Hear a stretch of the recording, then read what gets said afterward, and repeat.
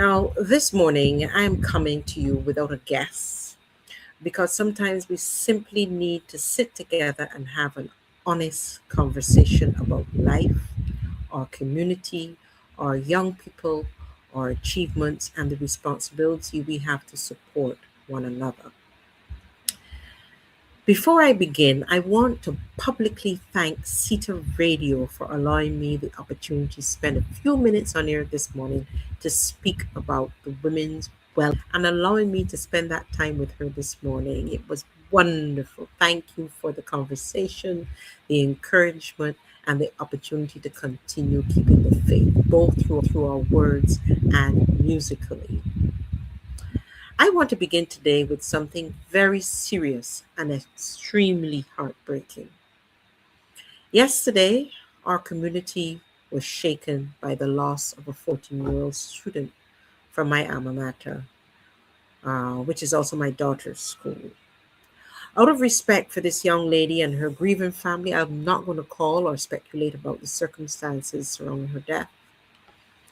I've read concerns about bullying, but we do not know everything that's happening or what brought this child to such a painful point.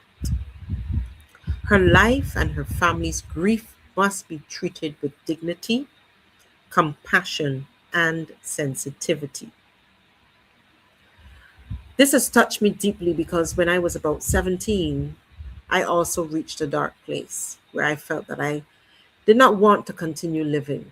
But by the grace of God, my life did not end there, and God has found another plan for me. Because of that experience, I understand something about loneliness, hopelessness, and emotional pain that our young people can carry today, even while appearing normal to everyone around her. We must listen to our young people. Mhm. If a child is telling you that he or she has been bullied, isolated and humiliated, threatened, or emotionally overwhelmed, we shouldn't dismiss it as drama, foolishness, or attention seeking. Bullying is not harmless. Calling someone names, excluding them, spreading rumors, embarrassing them in front of others, or attacking them online can create wounds that no one else can see. Our young women need mothers, fathers, teachers, counselors, relatives, friends, and responsible adults who would listen without immediately judging or condemning them. As a woman, we must also examine the way that we treat one another, regardless of color, creed, background, or social standing. We should be lifting one another and not tearing down one another through gossip, criticism, and cruelty. Friendship should not exist only when someone needs a favor, information, support, or somewhere to carry gossip. Genuine friendship means checking on people, listening, and being present, not treating someone as an afterthought.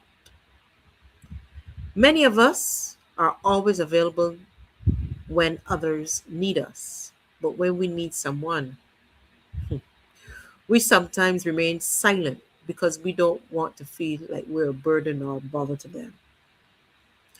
I'm feeling that I must also present for myself. I must care for me, pray for me, and give myself the same compassion that I so freely give to others. That is not selfishness, that is necessary. At the same time, I want to be there for young women who genuinely need someone. Those facing peer pressure, rejection, loneliness, hunger, difficulties at home, or the feeling that they have nowhere to turn. To every young person who's listening, your life has value. Whatever you're experiencing today can change. Speak to a parent, teacher, counselor, relative, or another trusted adult. If the first person doesn't listen, keep speaking until someone hears you. To the adult, when a young person reaches out, just listen. Stay with her. Take her seriously and seek appropriate help.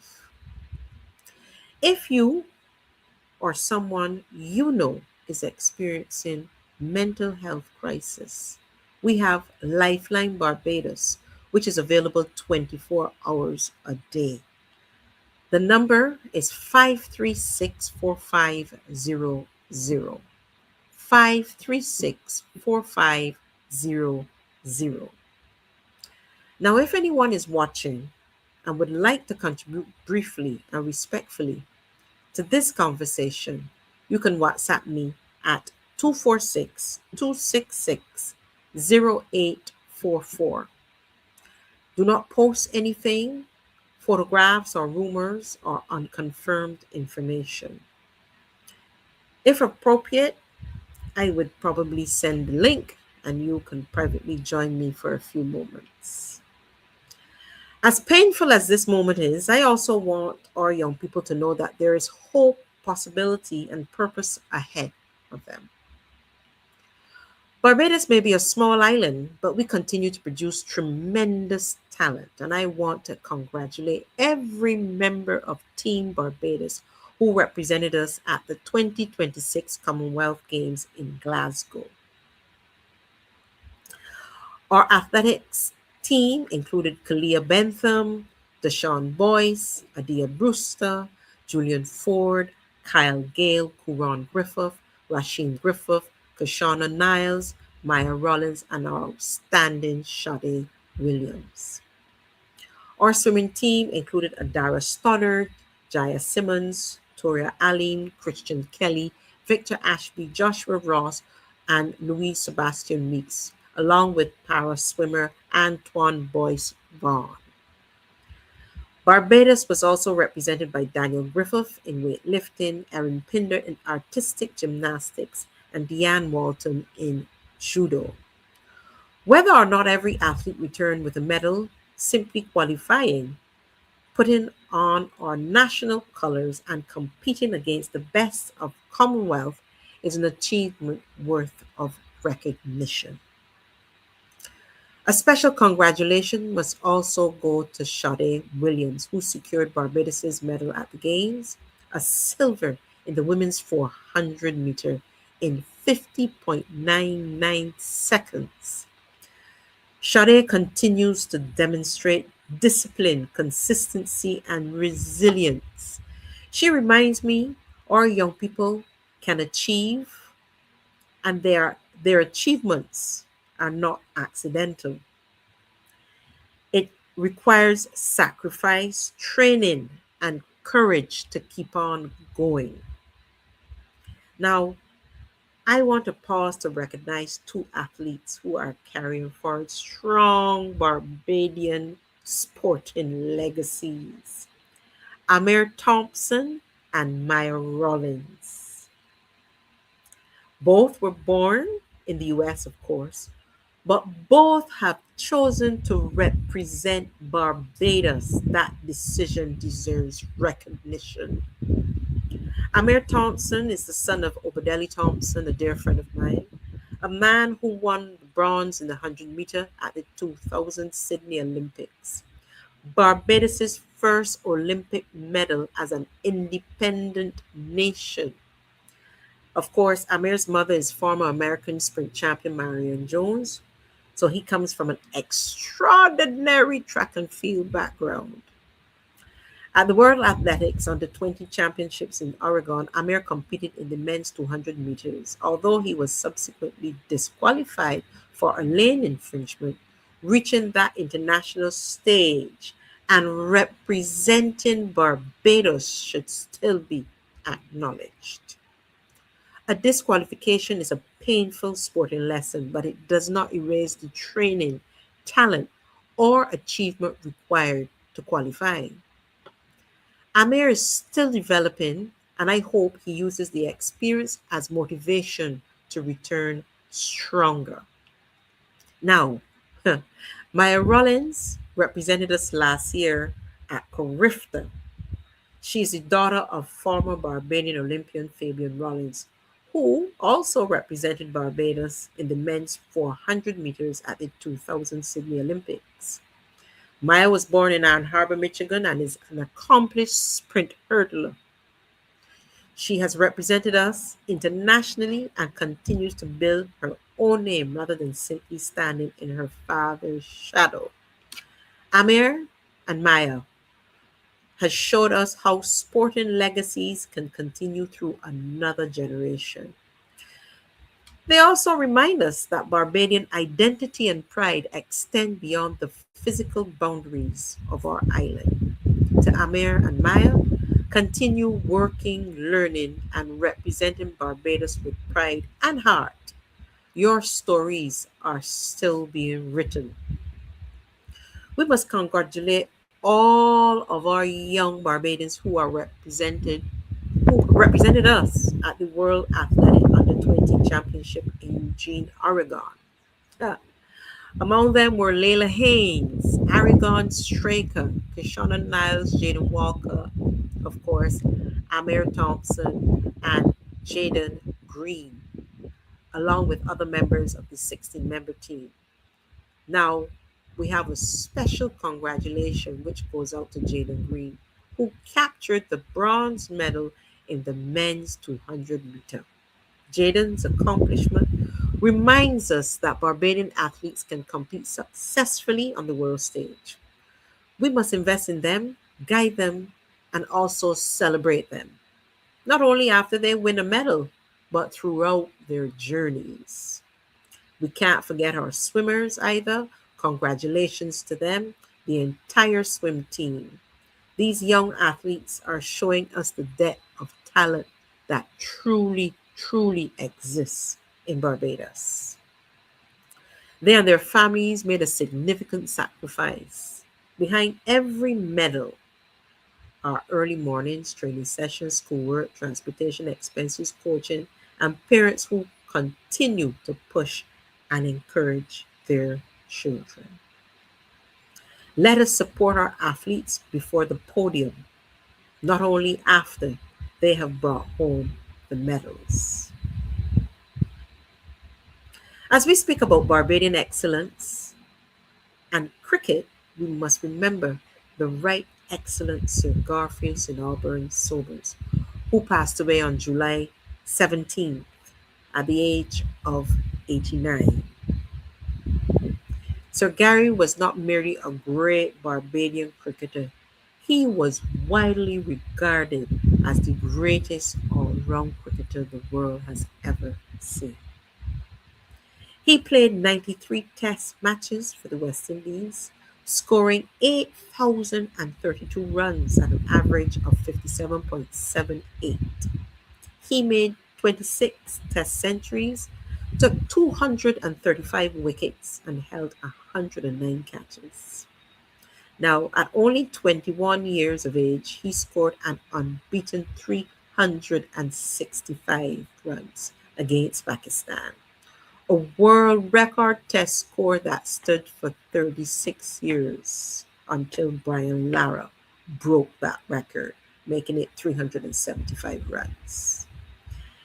In 1968, he became the first cricketer to hit six sixes in an over in first class cricket. He could bat, bowl pace, and spin, field brilliantly, and lead the West Indies as captain. That complete range of talent is why he remains the standard against which great all rounders are measured. Sir Gary was knighted in 1975, named a National Hero of Barbados in 1998, recognized as one of Wisden's five cricketers of the century in 2000, and also inducted into the ICC Cricket Hall of Fame.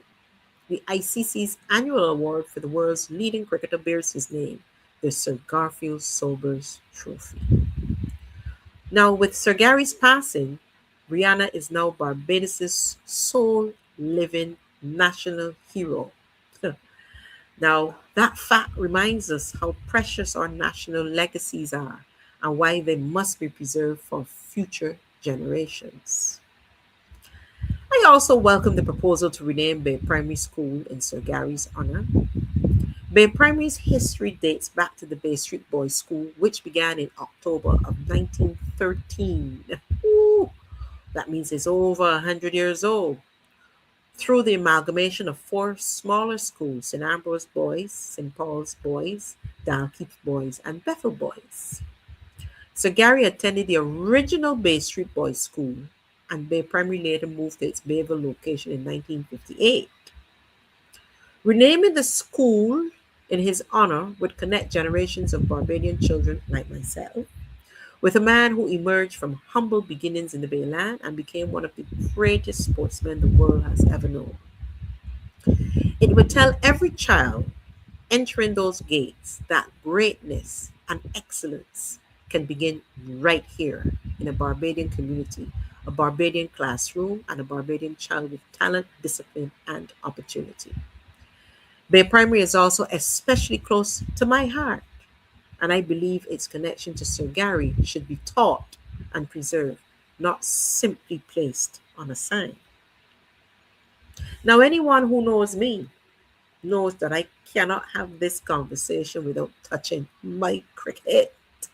The Caribbean Premier League is underway, and I'm following our Barbados Tridents.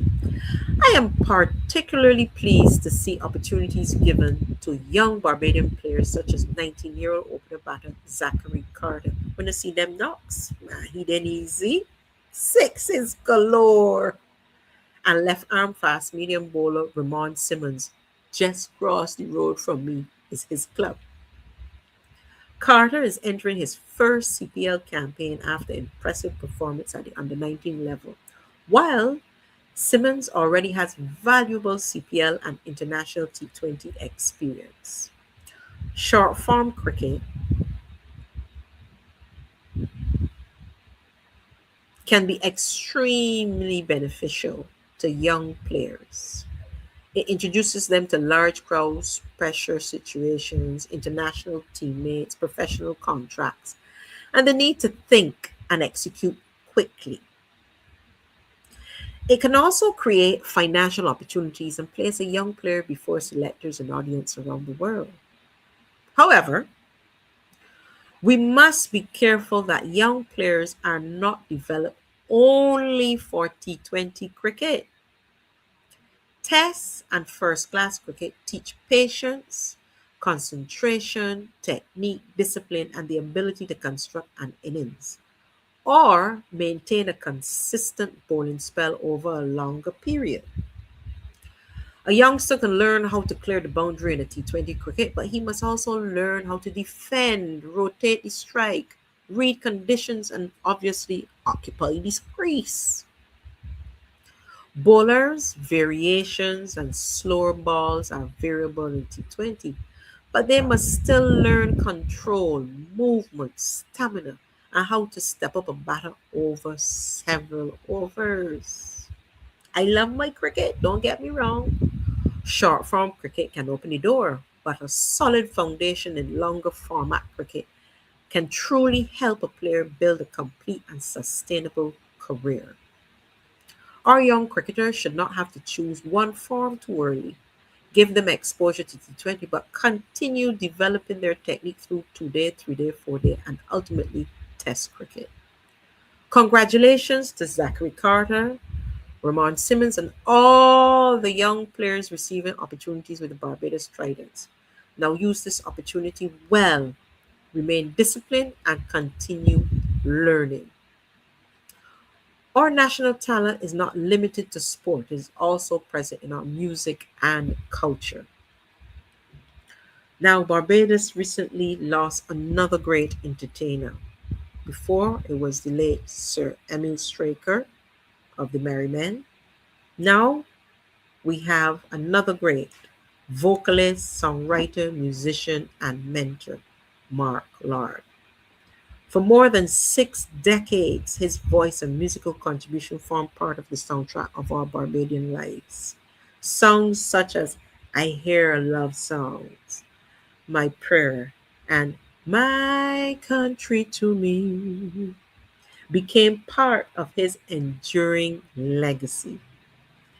I extend my deepest condolences to his son Corey, his entire family, friends, colleagues, and the Barbadian entertainment fraternity.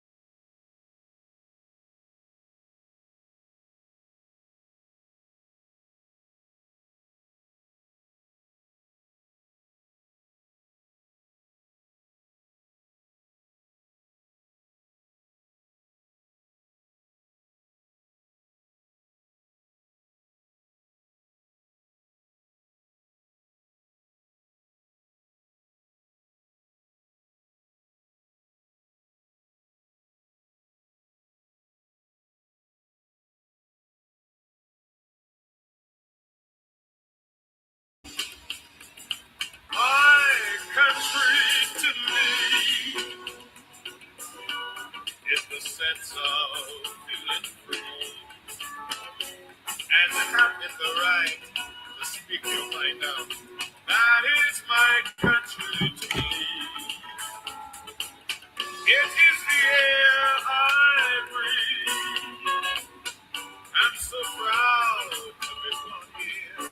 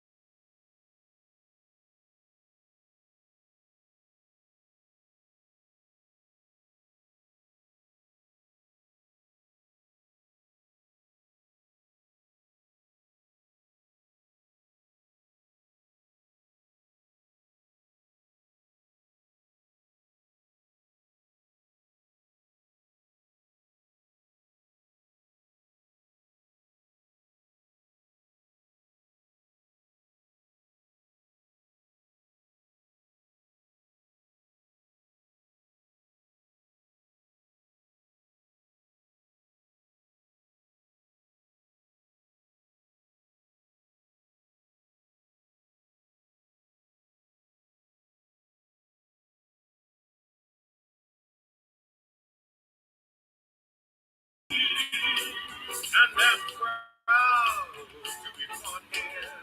And the love and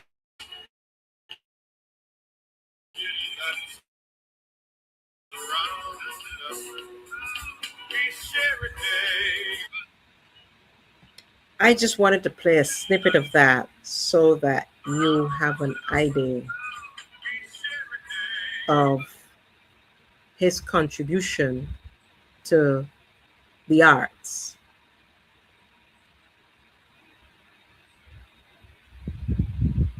He's going to be laid to rest on Wednesday, August 26th at 1:30 at the Colmarock Nazarene Church, and followed by the internment at Coral Ridge Memorial Gardens. May his soul rest in peace, and may his family find comfort in the knowledge that his music and contribution will not be forgotten. Mark Lorde's passing reinforces something that Adrian Clarke addressed so powerfully in his winning song, Legends from the Grave. We should not wait until our entertainers, artists, and cultural icons have died before recognizing their worth. We must give them their flowers while they are here to receive them. Before Adrian Clarke won the 2026 Pickety Crop competition, I wrote these words to him. There are legends, and then there's Adrian A.C. Clarke. In my opinion, he stands among the finest calypsonians Barbados has ever produced. When I listen to him, I hear echoes of the brilliance of RPB, Gabby, and Invader. Yet, AC has crafted a style that is uniquely his own. He is a master storyteller, a story commentator, and a true guardian of the art of calypso. For years, he has consistently delivered songs of substance, intelligence, and lyrical excellence. Yet, I have often felt that he has not always received the level of recognition his talent deserves. That should change. His 2026 release, Legends from the Grave, is for me the standout calypso for this crop over season.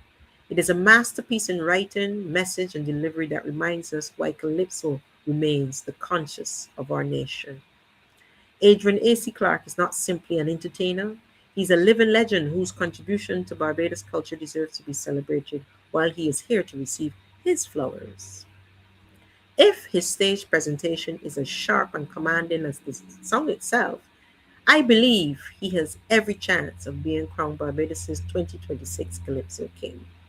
To Adrian A.C. Clarke, thank you for your unwavering commitment to true Kaiso. Barbados salutes you. Your legacy is already written, and Legends from the Grave has only added another remarkable chapter. I wrote those words before the finals, and Adrian went on to win the crown. Adrian, congratulations, your victory was well deserved. But the meaning of Legends from the Grave extends beyond a competition. It asks us to examine how we treat our cultural practitioners while they are still alive. Do we support them? Do we attend their performances? Do we purchase their music? Do we honor their contribution? Or do we wait until they die to declare how great they were? Let us celebrate our legends in life. When we look at the pain of being experienced by some that is being experienced by some of our young people alongside the accomplishments of our athletes, swimmers, cricketers, and artists, we are reminded that people need both opportunity and support. Talent alone is not enough. People also need encouragement, guidance, safe spaces, and someone who believes in them. That is part of the purpose behind keeping it real with Mary. That's me. I do not want us to merely follow one another online. I want us to build something meaningful, a community where women can speak honestly, receive information, connect, and support one another beyond single programs or events. Now, tomorrow, August the 22nd, is our Women's Wellness Pajama Experience that takes place at the Blue Horizon Hotel from 4 p.m. until 8 p.m. This is going to be a comfortable, confidential space for adult women to discuss perimenopause, menopause, intimacy, relationships, sexual health, and women's overall well being. Our special guest speakers are Dr. Denise Charles and Ms. Katrina M. Ifill. Ladies, today is your final opportunity to register and complete your payment. Do not only follow Keeping It Real with Mary on Instagram. Come out and experience for yourself what we are discussing and what we are beginning to build. My vision is for tomorrow's gathering to become the foundation of a Keeping It Real with Mary's Women's Club, a genuine community of women who remain connected, informed, and supportive. Those attending this inaugural experience will become our founding members. Now, the contribution is $75 and it's non refundable. Payment must be completed today. There will be no payments at the door. So I encourage you folks to call 266-0844. 266-0844. You can WhatsApp call, you can message me for any further details. It's online banking payments that are made to me through CIBC First Pay, Scotiabank, Sagicor Bank, and Barbados Public Workers Cooperative Credit Union Limited. For registration and payment information, remember to call 246-266-0844. Again, 246-266-0844. If you would like to contribute briefly to today's program, you can also WhatsApp me at that number. Once I know what you would like to share, I can send it and we can discuss at a later time. Now, come in your PJs, huh? Come as you are. Come prepared for real conversations, real support, and real connections. Thank you for joining me for this edition of Keeping It Real with Mary. Let us continue to listen to our young people, celebrate our Barbadian excellence, support one another genuinely, and give our national treasures their flowers while they are alive to receive them. I am Mary, and this is Keeping It Real with Mary, where real women, real stories, and real strength come together. Let me see if I can plug something in for the last here with you folks.